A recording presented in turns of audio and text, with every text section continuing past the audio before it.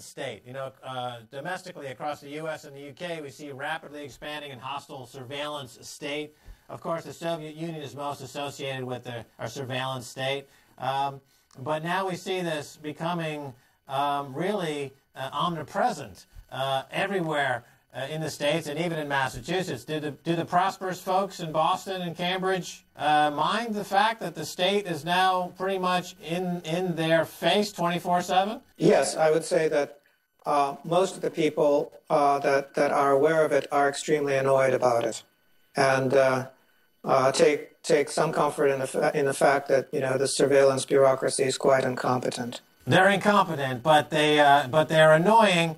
And, of course, he needs to feed that ever-growing population of incarcerated people, which is a huge industry in the United States, is the prison industrial complex. Even in the height of the Soviet Union, it wasn't as bad as we see in the United States now in terms of the need to imprison people for a quick buck. Well, I think that here the prison industrial complex is really part of race and class warfare. If you look at the composition of the inmates in Russia, the prisoners were the prison population was a little bit more egalitarian and representative of society as a whole. In the United States, if you can afford a defense attorney, you're much less likely to go to jail. So it's a money-driven system of justice that doesn't dispense justice, it sells it. All right, Dmitry Orlov, let's talk about Europe. Where does Europe fit into the collapse paradigm that you first set out in Collapse Gap? Well, I thought that Europe would probably do better than the United States because it's a lot more reasonably set up. There is much more public transportation. It's smaller geographically. There's a lot more use of rail and water transport.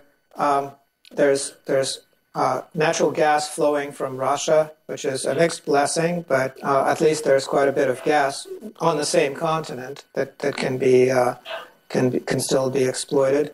And these are historical nations that have gone through hard times before.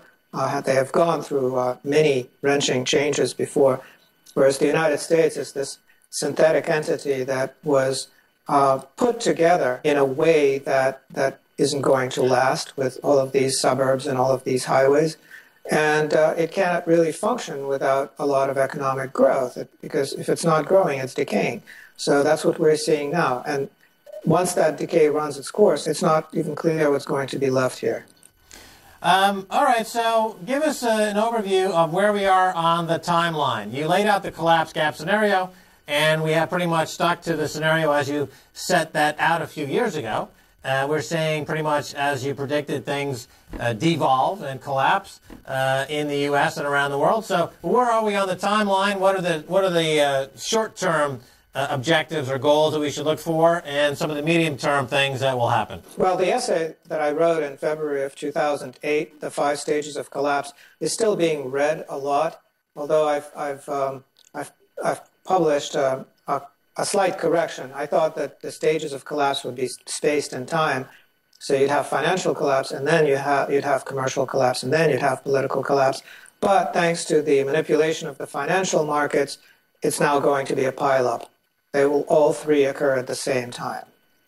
Well, what do you, on that score, I noted with interest that in the Chicago futures markets, they will begin to trade politicians like pork bellies on a new prediction market, political futures market.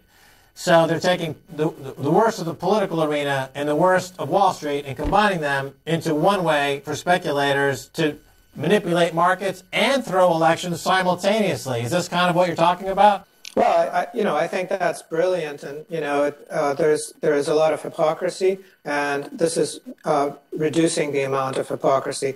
Everybody knows that the politicians here are for sale, and they sell themselves all the time. That's pretty much all they do all day. So having a little bit of transparency to how politicians are bought and sold isn't a bad development.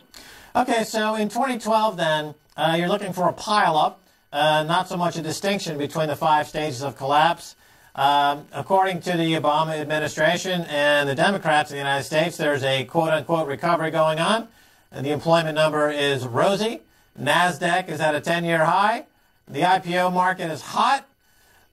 Is this a sustainable? I would take it you believe this is not sustainable. So what will bring in the resume to the trend here? What are your thoughts, Dimitri? Well, if the economy consists of selling time wasters and nothing else, then there may still be a healthy market in time wasters like Facebook and various other toys.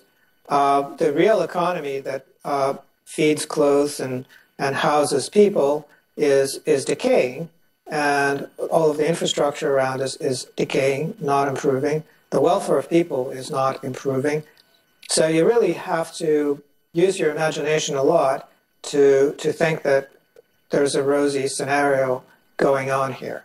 So in the decaying infrastructure, would you include the big banks in that? No, because banks are basically, these fictional things that just basically have paper and bytes in a computer. And I'm talking more about things that are a little bit more physical, like the quality of the food that people eat, like the sense of insecurity that they have because they don't know where their next paycheck is going to be coming from. Things like that. All right, Dmitry Orlov, thanks for being on The Edge. We'll have you on soon again to check into the collapse gap timeline. So far, you've been right on the money. Thanks for being on The Edge. Thank you, Max. And that's going to do it for this edition of On the Edge with me, Max Keiser, and my guest, Dmitry Orlov. You can find Dmitry Orlov at cluborlov.blogspot.com. You can send me an email at ontheedge@presstv.com. Until next time, Max Keiser saying bye, y'all.